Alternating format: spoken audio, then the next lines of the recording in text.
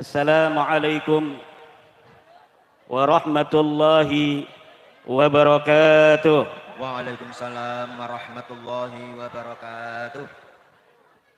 Yang lagi rebutan salak sama jeruk diharap untuk menjawab salam. Assalamualaikum warahmatullahi wabarakatuh. Waalaikumsalam warahmatullahi wabarakatuh. Si Neng yang lagi ngelayani di warung juga jawab salam saya. Assalamualaikum warahmatullahi wabarakatuh. Alhamdulillahil hakim al-jawadil limil aziz wat-tariqu ilaihi wadihul lil qasidin ad-dalilu alayhi lin nadhirin.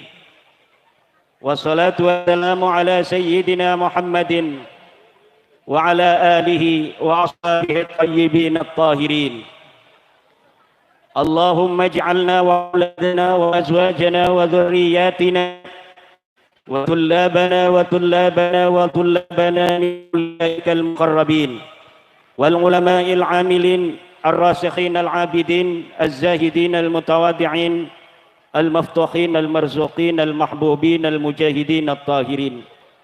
اللهم اجعل هذا المعهد معهدا مباركا تأتي تلامذته من كل مكان مع النفع والبركة إلى يوم القيامة. آمين. اللهم ارزقنا رزقا واسعا حلالا طيبا مباركا من غير والامتحان بحق سيدنا ومولانا محمد وعلى آله وأصحابه. آمين. اللهم يا حي يا قيوم يا حنان يا منان يا ديان يا سلطان يا ذا الجلال والإكرام. أما بعد. Maka yang saya hormati sahibil bait Kiai Haji Samsud Duha. Kiai Samsud Duha kita doakan mudah-mudahan panjangkan umurnya, ditambah rizkinya, ditaikkan derajatnya. Jangan tambah istrinya megap.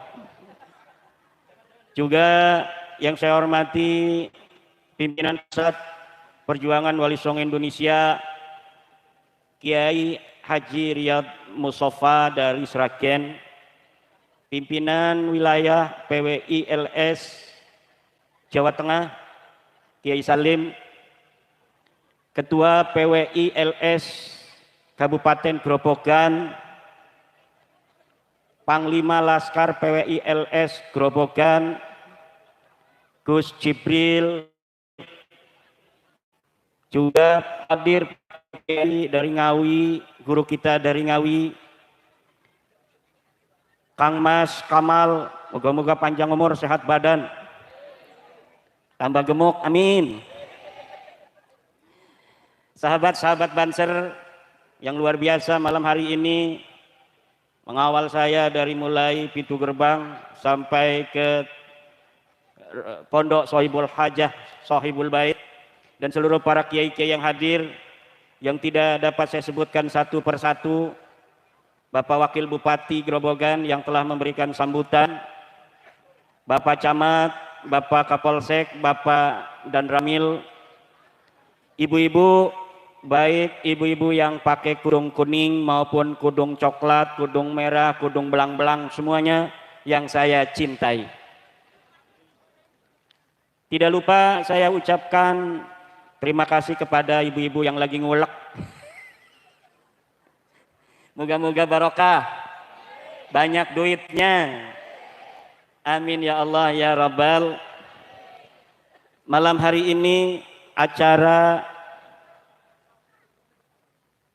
Muharram juga santunan yatim piatu.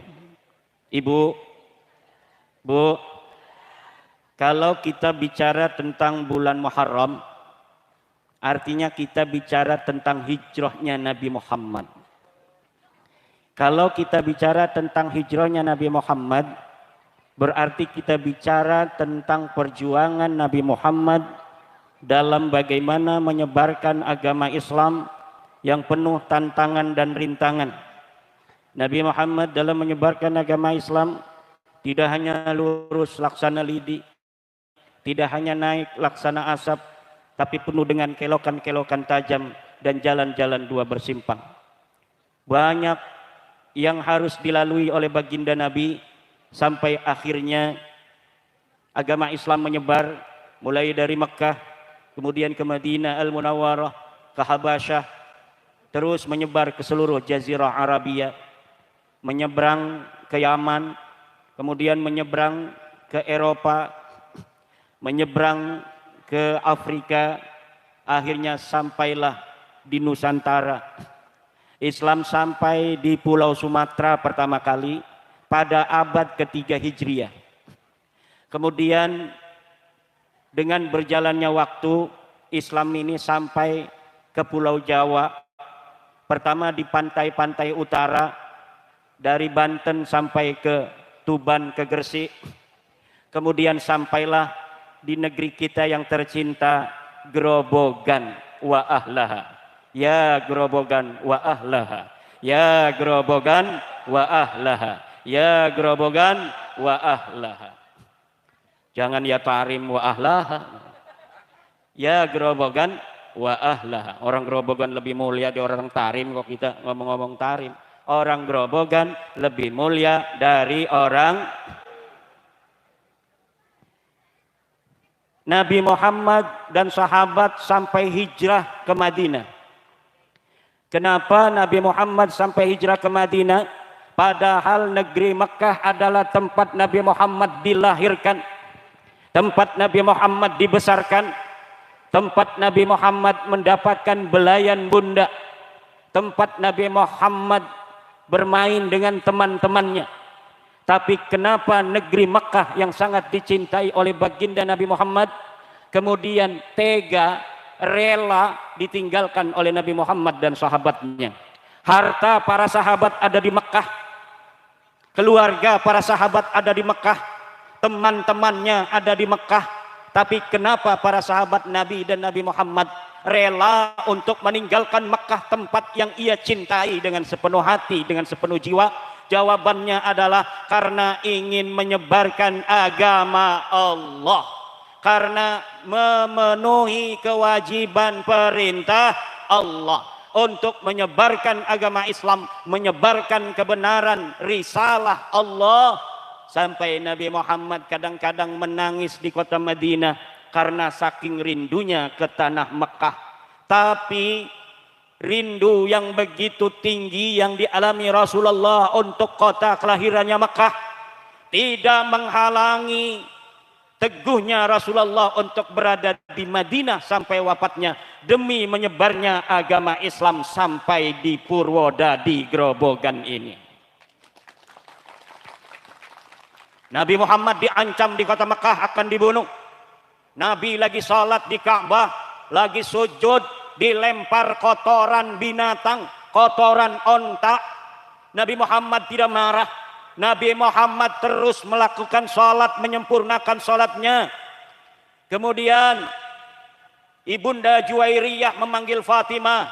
Wahai Fatimah, ayahmu lihat di Ka'bah, dia sedang sholat. Kemudian pamannya Abu Lahab menyuruh Uqbah, orang yang celaka, untuk melemparkan kotoran onta kepada baginda Nabi, kepada ayahmu wahai Fatimah. Siti Fatimah radhiyallahu anha kemudian lari dari rumahnya menuju ke Ka'bah. Dilihatnya ayahandanya sedang sujud dengan kotoran onta ada di kepalanya. Ia usap dengan penuh cinta dan kasih sayang ayahandanya yang sedang bersujud kepada Allah yang banyak sekali kotoran-kotoran binatang. Kemudian Rasulullah tidak marah terhadap orang-orang kafir, tetapi marahnya diwakili oleh Fatimah. Fatimah bintun Nabi, perempuan yang gagah perkasa. Umurnya belum dewasa, tapi dia berani menuding, menunjuk dengan keras semua orang-orang kafir Quraisy yang berada di sekitar Ka'bah yang telah melempar ayahandanya dengan kotoran binatang. Setelah selesai sholat, Rasulullah mengatakan, Allahumma alaika bi Quraisyin, Allahumma alaika bi Quraisyin, Allahumma alaika bi Quraisyin. Dan orang-orang tadi termasuk pamannya Nabi Abu Lahab yang telah dengan tega menyakiti Rasulullah, kemudian di hari perang Badar semuanya mati, semuanya.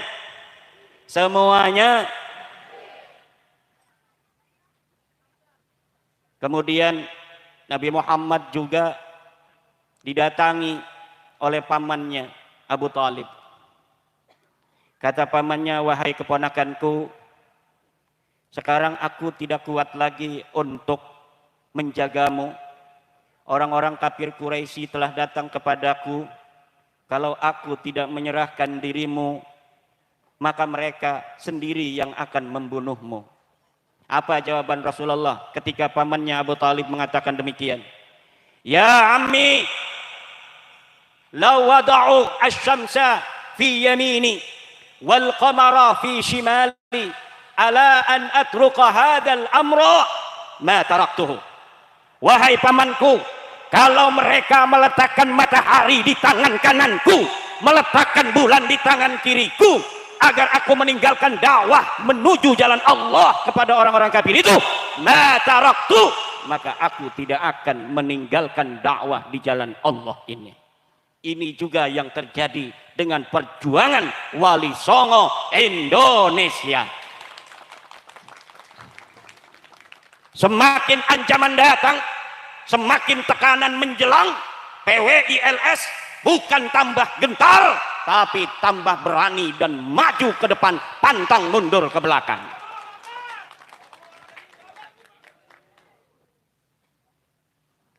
Akhirnya pamannya Abu Talib, yang tadinya Abu Talib mulai lemah, ketika melihat keteguhan keponakannya, kemudian pamannya mengatakan kepada Rasulullah Muhammad sallallahu alaihi wasallam, ya ibna akhi, ya ibna akhi, ma sallamtuki abadan, aku tidak akan menyerahkan kamu abadan, selamanya. Aku akan melindungimu sampai aku akan berkalang tanah. Walaupun pamannya ini Abi Thalib sampai wafatnya tidak pernah terdengar masuk ke dalam agama Nabi Muhammad secara terang-terangan. Belum pernah terlihat dan terdengar beliau bersyahadat asyhadu an la ilaha illallah wa asyhadu anna Muhammadar Rasulullah. Jadi yang membela kebenaran, kadang-kadang ada yang menunjukkan keberanian seperti Umar ibn al-Khattab, seperti Hamzah bin Abdul Muttalib. Ada yang walaupun dia sangat penyayang, tapi dia berani seperti Abu Bakar As-Siddiq. Abu Bakar As-Siddiq itu pemberani tapi penyayang. Dia berani tapi kadang nangis. Ketika dia bersama Rasulullah berjalan, Rasulullah ada yang memegang dengan sorban, kemudian ditekek Rasulullah. Abu Bakar berdiri di hadapan orang tersebut untuk melindungi Nabi Muhammad, tapi sambil menangis. Wa huwa yabki. Diberitakan dalam hadis, Sayyidina Abu Bakar walaupun dia berani tetapi hatinya lembut. Dia berantem, siap berantem, tapi sambil menangis. Itulah hati lembutnya Sayyidina Abu Bakar Siddiq radhiyallahu anhu. Ada juga orang yang mendukung Rasulullah tetapi tidak menampakkan. Sekarang juga sama. Ada yang mendukung saya masuk PWI, bahkan nantang-nantang orang. Ada juga yang mendukung saya tetapi dia tidak pernah masuk PWI, tidak pernah baiat, tidak pernah ikutan diklat SAR PWI, belum jadi senapati, belum jadi laskar tingkat ranting, tingkat kecamatan, tingkat kabupaten, tapi dia melindungi dan mendukung perjuangan Wali Songo Indo. Dan ini jumlahnya sangat banyak sekali. Jumlahnya sangat banyak sekali. Sampai ibu-ibu aja melongo-melongo. Melongo bekai keduhung ora uli salak. Rebutan salak jero uli. Atu menai ora uli salak gak uli jeruk.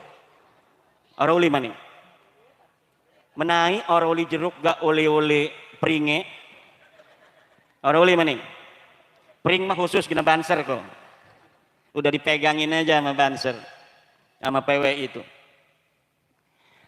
Semakin hari semakin ditekan Rasulullah, semakin banyak orang yang mengikuti Rasulullah masuk agama Islam.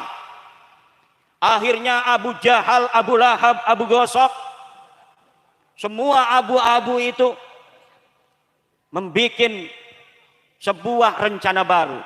Kalau begini kita bikin surat ancaman kepada orang-orang Quraisy agar orang Quraisy tidak ikut pada Muhammad bin Abdullah. Bikin namanya Sahifatul Hisar. Apa namanya? Sahifatul Hisar. Namanya surat boykot. Kalau sekarang surat instruksi lah gitu. Dibikinlah oleh Abu Jahal CS Sahifatul Hisar, surat instruksi kepada orang Quraisy agar jangan ikut-ikut Muhammad, agar jangan sampai menikahkan anaknya dengan keluarga Muhammad, agar jangan sampai menjual beras, menjual gandum kepada keluarga Muhammad. Ditaruh ini surat instruksi di dalam Ka'bah. Marah gegeden-gegeden Quraisy, walaupun dia belum beriman kepada Nabi Muhammad, ketika melihat ada Sahifatul Hisar, surat instruksi untuk memboikot Nabi Muhammad, datanglah namanya Zum'ah bin Al-Aswad. Kata Zum'ah, ya Aba Jahlin, wahai Abu Jahal, ma radina kita hina katabta. Kami tidak setuju dengan surat boikot, surat instruksimu itu, wahai Abu Jahal, ketika engkau menandatanganinya. Datang pula Abul Bakhtari, kafir Quraisy, berkata yang sama, maradina kitabataha hina katabta. Datang pula namanya Mut'im bin Adi kepada Abu Jahal CS, hei Abu Jahal, maradina kitabataha hina katabta. Aku tidak setuju dengan surat instruksimu kepada orang-orang Quraisy agar tidak mengikuti Muhammad. Walaupun orang-orang tadi belum beriman kepada Nabi Muhammad sallallahu alaihi wasallam. Akhirnya diberitakan di dalam riwayat-riwayat, surat Sahifatul Hisarnya Abu Jahal dimakan rayap, dipangan entek, dipangan rayap. Nabi Muhammad diberitahu oleh Jibril, wahai Muhammad, surat instruksi itu yang dibuat Abu Jahal dimakan rayap di dalam Ka'bah. Nabi Muhammad ngomong sama pamannya namanya Abu Thalib, wahai pamanku, itu Sahifatul Hisar, surat instruksi Abu Jahal yang ada dalam Ka'bah dimakan rayap. Wahai Muhammad, dari mana kamu tahu bahwa surat Sahifatul Hisar, surat instruksi Abu Jahal itu dimakan rayap? A'lamani Rabbi, Tuhanku memberitahu aku. Nah, kalau Abu Thalib ini dari kecil kan ngingunya diingu oleh Abu Thalib Nabi Muhammad ini. Karena bapaknya Nabi Muhammad meninggal dunia sejak Nabi Muhammad ada di dalam perut ibundanya. Kemudian ketika lahir dalam keadaan yatim, yang mengurus, kalau bahasa kreseknya ngingu, bahasa sini apa? Merawat, ngopeni. Kalau ngingu ada enggak? Kambing. Wah, ngeledek gini Gus Jibril. Kalau bahasa kresek ngingu itu halus itu. Ngingu anak gula. Di sini untuk kambing. Astagfirullah. Karena bahasa Jawa datang ke Banten kan lama, jauh. Lama-lama tergeser itu. Karena Nabi Muhammad yatim sejak ada dalam perutnya, kemudian yang melindungi, merawat Nabi Muhammad sejak bayi siapa? Kakeknya dulu, namanya Abdul Muttalib. Setelah kakeknya meninggal, kemudian dirawat oleh pamannya Abu Thalib. Ibunya siapa? Ibunya Nabi Muhammad namanya Aminah. Istrinya Abu Thalib namanya Fatimah. Siapa? Neneknya Nabi Muhammad namanya Fatimah juga. Jadi Nabi Muhammad punya nenek namanya Fatimah, punya anak namanya Fatimah, punya bibi namanya Fatimah, istrinya Abu Thalib. Satu-satunya orang yang ketika wafat Nabi Muhammad sangat sedih sampai masuk ke dalam kuburan hanyalah Fatimah bintu Asad, istrinya Abu Thalib. Istrinya Abu Thalib sama dengan Abu Thalib. Islamnya tidak menampakkan diri, keislamannya tidak ditampakkan oleh Fatimah bintu Asad. Tetapi ketika meninggal, Nabi Muhammad begitu sedih. Ketika liang lahat sudah dibuat, Nabi Muhammad masuk dulu ke dalam kuburan ibu angkatnya ini yang mengasuhnya sejak kecil. Nabi Muhammad tiduran dulu. Wahai kuburan, ini akan sebentar lagi akan masuk ummi ba'da ummi. Apa namanya? Ummi ba'da, ibuku setelah ibuku. Karena ibunya Nabi Muhammad namanya Aminah sudah wafat. Kemudian yang mengingu, ngopeni adalah Siti Fatimah bintu Asad. Ketika beliau meninggal, Fatimah bintu Asad yang ngopeni sejak kecil ini, padahal bukan ibunya sendiri. Nabi Muhammad masuk ke liang kubur, kemudian berpesan kepada kuburan untuk menyayangi ibundanya ini. Ada enggak kiai sini ibunya meninggal, dia masuk kuburan dulu, tiduran dulu di calon makam ibunya itu sebelum ibunya dimasukkan? Ada enggak? Belum? Ada? Kalau ibunya meninggal atau bukan ibu sendiri, tapi orang yang mengurusnya, merawatnya, menyayanginya sejak kecil, masuk ke dalam liang lahat itu, kemudian berdoa di sana, sayangi ibundaku, sayangi ibundaku, sayangi ibundaku, berdoa di situ, baca Quran kalau bisa sebelum datang itu yang namanya jenazah, maka kemudian keluar, jangan ikut-ikuti kubur.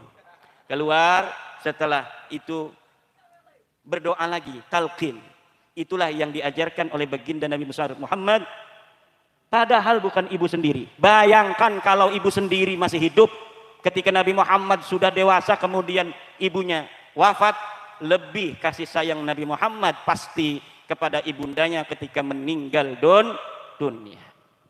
Cuma waktu ibunya Nabi Muhammad meninggal, Nabi Muhammadnya masih kecil, dibawa ke Madinah oleh ibundanya. Kemudian ibundanya sakit.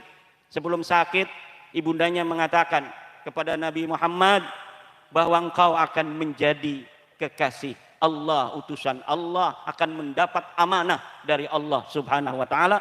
Kemudian Siti Aminah mengatakan, setiap yang bernyawa pasti mati, dan ini adalah waktuku. Kemudian meninggal dunia. Nabi Muhammadnya masih kecil. Akhirnya Nabi Muhammad sallallahu alaihi wasallam hidup tanpa ayah dan tanpa ibu, namanya yatim piatu. Nah, ini santunan yatim piatu juga ya. Nah, santunan yatim itu apa?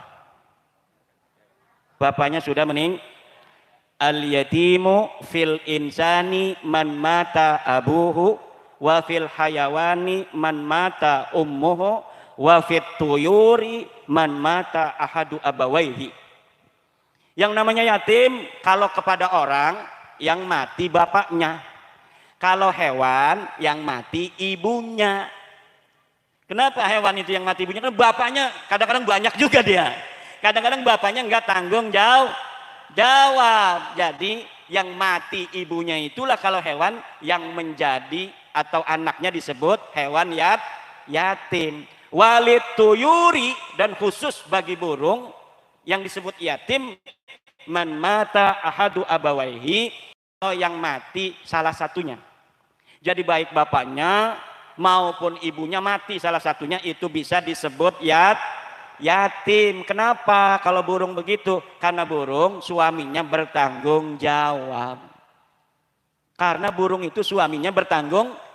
Kalau istrinya mati, suaminya akan ngurus sampai bisa terbang. Kalau nggak percaya, lihat itu burung. Jangan sembarangan. Masa iya kita laki-laki, anak Adam kalah sama anak burung? Kalau ada laki-laki orang Grobogan nggak ngurusin anaknya, kalah sama borong. Kucing aja itu kucing, anak 5 disusuin semua. Itu kucing di rumah saya, kalau dia lagi nyosoni anak, aleman. Orang aleman. Ngerti orang aleman? Manja. Dia tahu kalau saya nggak bakal marah kalau dia lagi nyusuin, mau ngapain aja. Saya lagi ngarang kitab, ngetik. Kalau dulu ngarang kitab saya pakai pulpen. Walaupun sudah ada laptop komputer, dulu saya nggak mau belajar. Jadi saya nulis saja pakai pulpen, nanti santri yang ngetik. Nah sekarang saya mulai belajar sendiri, pakai laptop ngarang kitabnya. Ketika ngarang pakai laptop, si kucing ini, kalau misalnya istri saya ngasih kue, ngasih apa, ini nginjek-injek laptop saya ini. Bahwa saya mau makan, itu anaknya 5 tuh, dibawa anaknya di bawah saya. Itu sering anaknya kelihatan apa ngancleng-ngancleng itu, tahu ngancleng? Lompat-lompat itu, guyuran nyusu, guyuran ngerti nggak? Keroyokan nyusu kepada ibunya itu. Nah itu kita, kalau di rumah kita ada kucing bu, kucing itu nggak bakal betah kalau yang punya rumahnya jahat. Understand? Kalau ada kucing di rumah, tanda yang punya rumah itu hatinya lembut. Kalau kucing itu dia punya sensor. Kucing itu punya sensor, insting. Dia tahu orang baik, mana orang yang suka mukul, mana orang yang hatinya judes. Kalau mulutnya judes dia nggak apa-apa. Dia dimarahin tuh cuma wow, itu doang dia manja. Tapi kalau sudah hatinya judes, bengis gitu, kalau salah-salah dipentung pakai tongkat, itu besok aja nggak ada kucing di rumah kita itu.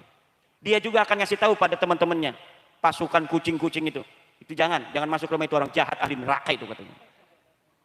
Cuma kita kadang-kadang kesel juga bu ya, kadang-kadang kucing banyak amat dikerjain, ini kayak balawi nih kucing ini. Kalau kita nggak kasih, malah dia bawa temen. Bawa temennya kalau dikasih. Waduh, kata saya ini kebanyakan, kadang-kadang berantem itu kucing-kucing. Malam-malam kita lagi enak tidur, dia berantem. Pakai jurus Shaolin, banting-bantingan, luar biasa. Rombongan dawir. Nah, orang yang ngurus anak yatim atau santunan begini nih, ini santunannya apa? Suronan dan santunan yatim piatu. Santunan itu beda dengan kafalatul yatim. Bu, ada kafalatul yatim, ada it'amul yatim. Nah santunan begini disebut it'amul yatim. Bersedekah untuk yatim sewaktu-waktu. Kalau kafalatul yatim, ada yatim tetangga, kita anggap anak sendiri, ditaruh di rumah kita, dianggap anak sendiri, kita kasih makan, kita kasih pakaian, kita sekolahin, itu namanya kafalatul yatim. Kalau ini namanya it'amul yatim, pahalanya tapi tidak berpangkat seperti kafalatul yatim. Kalau kafalatul yatim kata Rasulullah, ana wa kafilul yatimi hakadha wa farraqa baina usbu'aihi. Ana wa kafilul yatimi hakadha wa farraqa baina usbu'aihi.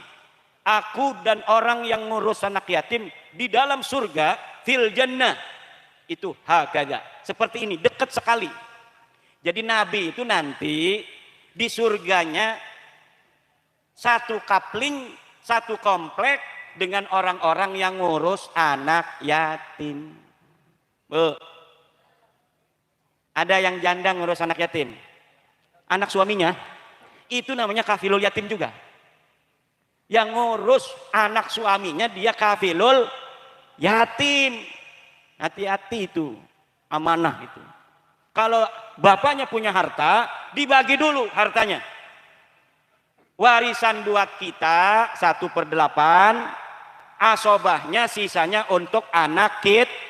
Duitnya untuk anak kita ini jangan sampai kemakan oleh kita. Kadang-kadang ini yang banyak dilupakan oleh ibu-ibu.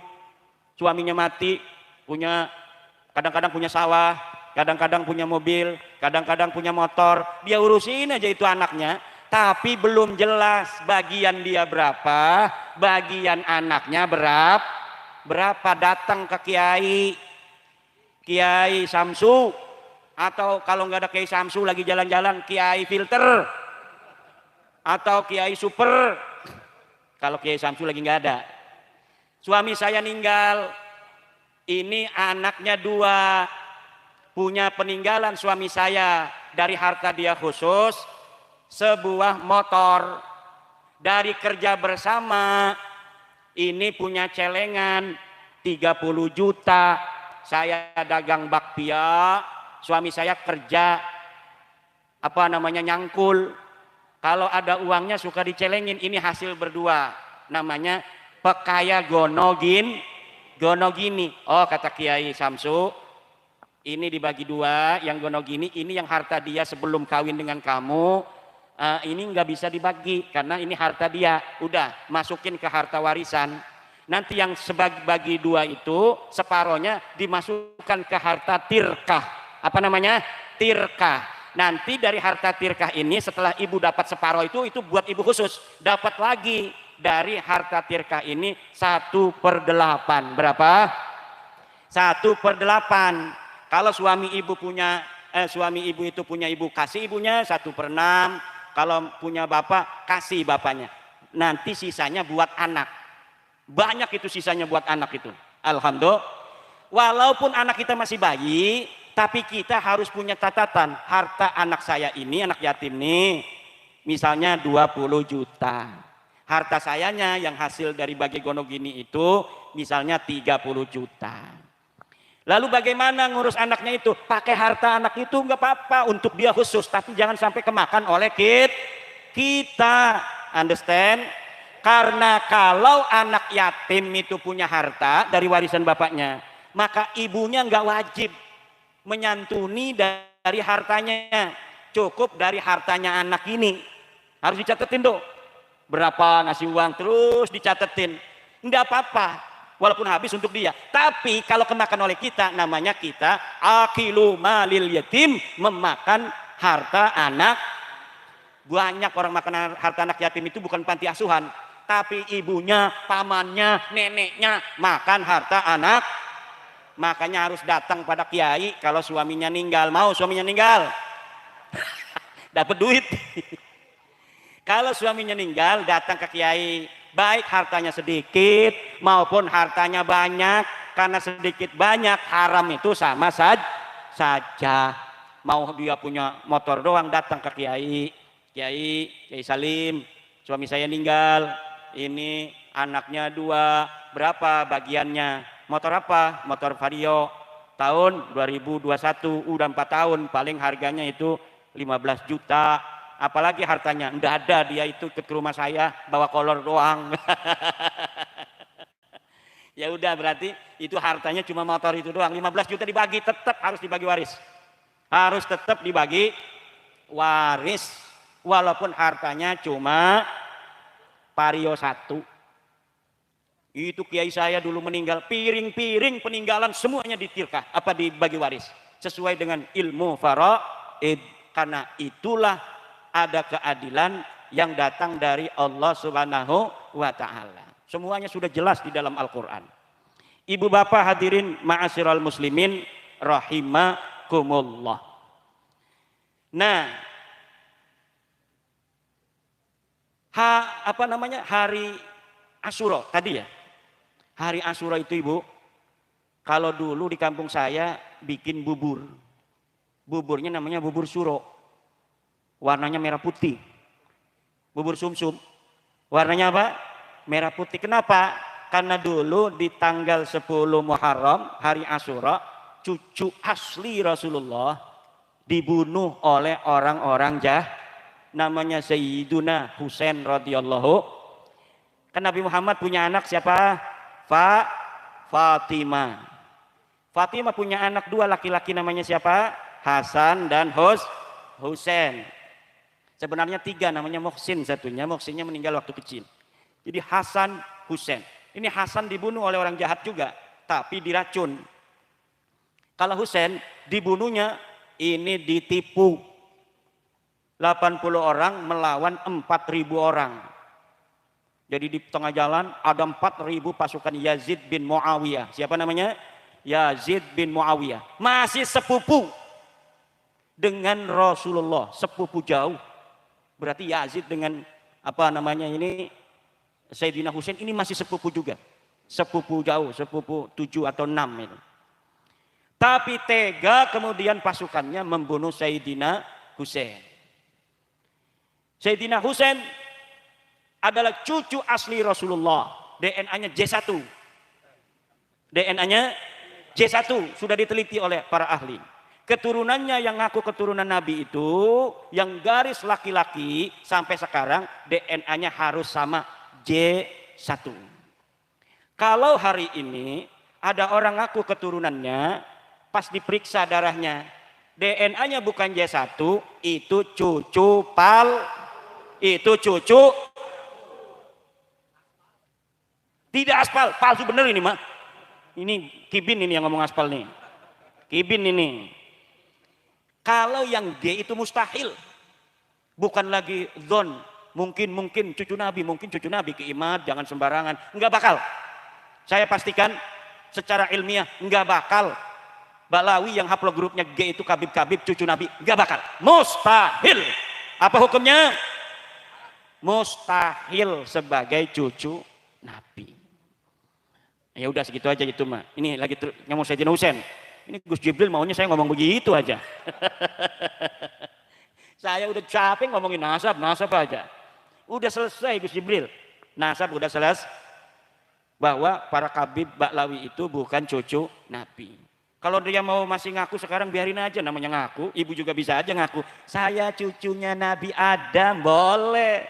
Tapi jangan ngarep-ngarepin kita percaya pada ente. Karena kita udah tahu bahwa ente bukan cucu Nabi. Begitu, biarin aja kalau di YouTube ngaku-ngaku. Kami para cucu-cucu Nabi dari Sayyidina Husain. Hari ini Asyura. Kakek kami Husain dibunuh. Husain bukan kakek lu. Husain meja 1, lu G. Malu apa? Lah lu grup G ngaku-ngaku cucu Husain arang takrab. Analah kemungkinan gini-gini. Kalau orang nggak punya malu diginiin kalau orang Banten. Namanya arang takrab. Di sini apa? Arang takrab itu nggak punya malu. Kalau kerep kan nggak kelihatan. Ini berarti orang tidak punya malu. Jadi kalau ada orang nggak punya malu itu orang Banten ngomong tuh sama orang tuh. Arang takrab. Arang takrab itu kalau arang berarti arang mungkin nanti bisa kedeleng. Tapi kalau kerep nggak bisa kelihat. Alhamdulillah ini buyut saya udah datang Ki Bendo. Dulu saya malu itu kakek saya Ki Usman punya bapak namanya Bendo. Masih kecil nggak tahu artinya Bendo. Ternyata ada kiai namanya Bendo. Alhamdulillah sampai ada cucu yang lain mengganti nama Syekh Bendo itu. Saya lihat dia bikin tulisan karena dia seorang peneliti. Akhirnya Syekh Bendo ini diganti namanya Syekh Murtado. Kata saya ini Balawi nih orang nih. Ganti-ganti sejarah. Dari mana dia itu tahu? Orang nenek-nenek kita ngomongnya Usman bin Bendo. Usman bin Bendo kalau nggak hal itu. Lah di dalam tulisan dia karena penulis dia. Pas saya baca Usman bin Syekh Murtado bukan Syekh Bendo. Wah ini Balawi nih orang nih gayanya. Jangan dirubah-rubah. Itu namanya sejarah. Kalau namanya Salim, ya Salim. Jangan Salman Khan. Namanya siapa? Daud. Jangan diganti David. Ibrahim, Bram. Namanya Aswad diganti Black. Gak usah. Supaya apa? Supaya nanti dalam pencatatan tidak bingung. Nah ini juga pelajaran buat para pencatat-pencatat sejarah. Kalau di Indonesia ini ada tradisi mengganti nama. Kalau sakit diganti namanya. Saya dulu nama kecilnya Kusnadi. Kan Kusnadi saya. Katanya saya nggak tahu masih orok gitu. Diganti sakit diganti Imaduddin. Alhamdulillah gagak perkosa. Salah ya, perkasa bukan perkosa. Katanya. Nah nanti kalau orang dulu disunat ganti lagi namanya. Mau kawin dihitung naktunya kurang bagus diganti lagi namanya. Kadang dikurangi, kadang ditambah, kadang diganti. Kalau pergi haji diganti lagi namanya. Nah ini orang zaman dulu begitu. Makanya kalau dalam penulisan silsilah kemudian ada perbedaan, lah ini jangan langsung dinyatakan bahwa ini tidak pas. Kalau orang Indonesia, kenapa? Karena ada tradisi mengganti nama. Yang paling bagus kalau kita nulis keluarga, semua aliasnya ditulis. Alias-aliasnya ditulis. Bendo, alias siapa? Kiai Bendo itu namanya? ZB alias Jenuddin, alias adiknya Kiai Padil, begitu tuh. Supaya jelas. Alias yang istrinya 2, misalnya berapa istrinya dia? 1. Innalillahi. Bohong ini, balau ini. Ditulis tuh begitu. Nah ibu-ibu yang rajin nulis tanggal lahir anak ya. Hari kelahiran anak ditulis. Kalau ada ijazah, dirawat ijazahnya. Nanti takut disangkain ijazah palsu. Sekarang zamannya zaman yang palsu-palsu banyak. Yang benar disangka palsu, yang palsu disangka benar.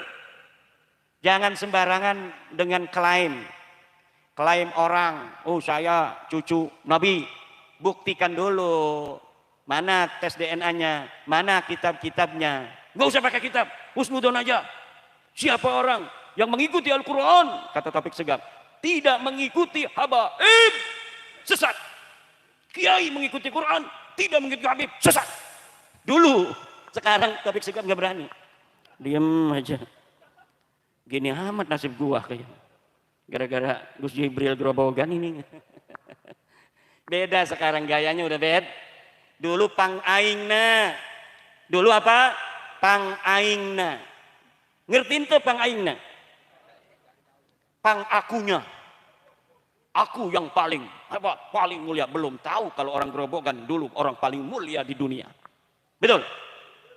Hei, zaman dulu kita ini ternyata peradaban tinggi di dunia. Bukan hanya tingkat Nusantara, Asia Tenggara. Ternyata peradaban kita ini adalah peradaban tertua di dunia. Luar biasa kita orang Jawa, orang Nusantara ini. Ternyata adalah orang-orang yang berperadaban tinggi dan memiliki nilai yang begitu agung di kancah global masa lalu. Ini harus dijaga. Alhamdulillah. Maka kalau ada orang ngomongin orang Grobogan, orang Seragen, orang Jawa kalah mulia dengan orang Tarim, bullshit. Bagaimana kita kalah mulia?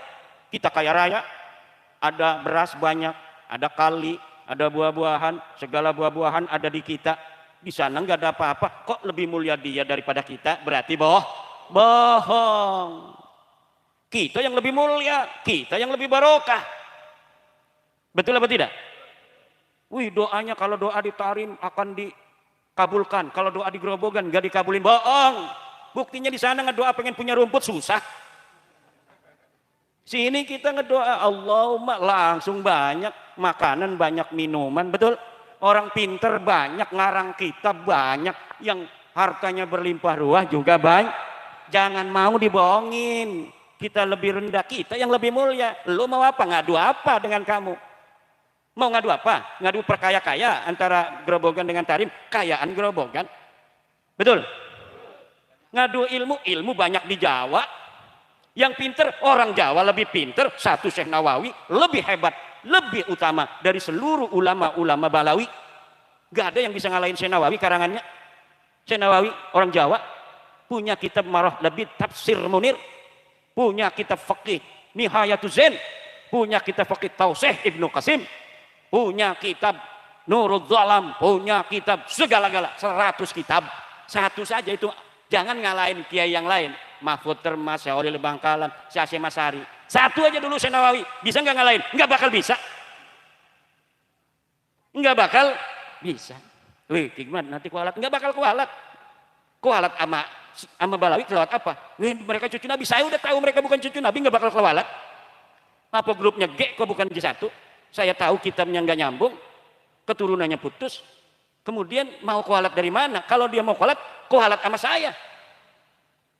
Saya tidak ngaku cucu Nabi. Saya sholat 5 waktu. Saya punya santri. Saya punya istri. Saya punya anak. Kualat dong dia sama saya. Betul nggak? Ngebohong kagak? Betul? Kalau harus kualat, ya kualatan dia sama saya daripada saya sama dia. Saya orang Banten. Nah kalau udah Banten, beda lagi tuh. Kalau ngomong Banten beda lagi. Lebih jauh itu.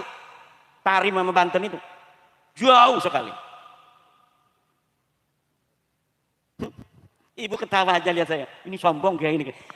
Sombong sama orang sombong sedekah. Betul nggak? Punya tetangga sombong banget, sombongin lagi. Dia punya, waduh, balik gelang. Bayu, ayo ke pasar, Bayu. 50 gram. Kita besok ke pasar, nggak bisa kebeli, nyewa 100 gram. Bayu nek. Itu katanya tih alat tayyah fa inna tayha alat tayyahi sadaqah. Sombonglah pada orang sombong, karena sombong pada orang sombong itu sedekah. Kalau saya, Ibu, itu ngelihat orang-orang yang marah-marah sama saya itu enggak marah. Saya batalin nasab dia kan dengan ilmu. Dia marah-marah tanpa ilmu, enggak marah saya. Karena apa? Saya memahami kenapa dia marah.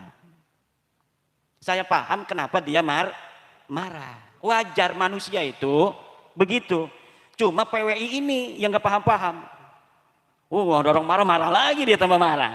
Kalau saya ada orang marah begitu, karena wajar orang dari kecil diomongin dia cucu Nabi, pas sudah mau mati udah tua. Saya omongin kamu bukan cucu Nabi, kamu tidak nyambung. Haplogrup kamu G, dalam kitab nggak ada. Kalau marah wajar nggak? Wajar. Makanya saya dibilang kafir nggak marah, dibilang stres nggak marah, dibilang munafik nggak marah. Mau diancem-ancem silakan saja, urusan sama orang Banten. Silakan saja. Nah, tetapi saya nggak marah. Bahkan saya doakan mereka. Saya mendoakan, kenapa? Karena kewajiban kita kepada saudara yang masih kita anggap muslim, agar dia tidak tersesat, mendoakan agar mereka lurus ke jalan Allah. Dan selama belum meninggal, manusia itu ada kesempatan bertobat. Manusia itu walau punya kesalahan, sebelum meninggal ada kesempatan bertobat. Malam yughargir apa? Malam yughargir. Makanya kibin-kibin itu, kibin tahu kibin? Kibin, anak buahnya Kabib namanya kibin. Nah itu saudara kita Gus. Kalau bisa mereka marah, senyumin. Karena tugas kita memberi pencerahan kepada mereka. Kalau bisa. Kalau udah ngejengkelin gimana? Terserah dah kalau udah ngejengkelin. Tapi kalau masih bisa senyumin, doain agar mereka sama-sama tercerahkan.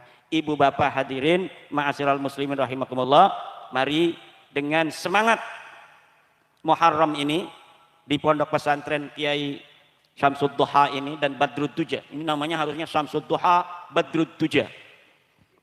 Ini mudah-mudahan kita mendapat semangat Muharram, rela berjuang seperti orang-orang Mekah rela berjuang meninggalkan kota tercintanya. Kemudian sabar. Apa? Sabar. Yang terakhir adalah ikhlas. Insya Allah kalau ikhlas barokah. Ini ikhlas ke sini, nggak dikasih amplop sama Kiai Samsu, tapi kita datang karena kalau orang ikhlas, Allah yang akan mendatangkan keberkahan. Tahu-tahu yang malam ini masih punya tunggakan motor, besok jatuh tempo belum ada duit, pas pulang ada rizki, amin. Ya Robbal, lah itu bagi Allah sangat mudah. Yang lagi punya penyakit dalam, saya doakan mudah-mudahan, dia sendiri belum tahu penyakitnya. Tapi kalau penyakitnya ini bereaksi fatal, mudah-mudahan ini penyakitnya hilang, amin. Yang sudah terasa penyakitnya, ya Allah, mudah-mudahan penyakitnya dihilangkan oleh Allah. dan kita semua dipanjangkan umurnya, diberikan rizki. Yang hamil malam ini, kalau ada yang hamil, mudah-mudahan anaknya jadi pemimpin negeri, pemimpin agama.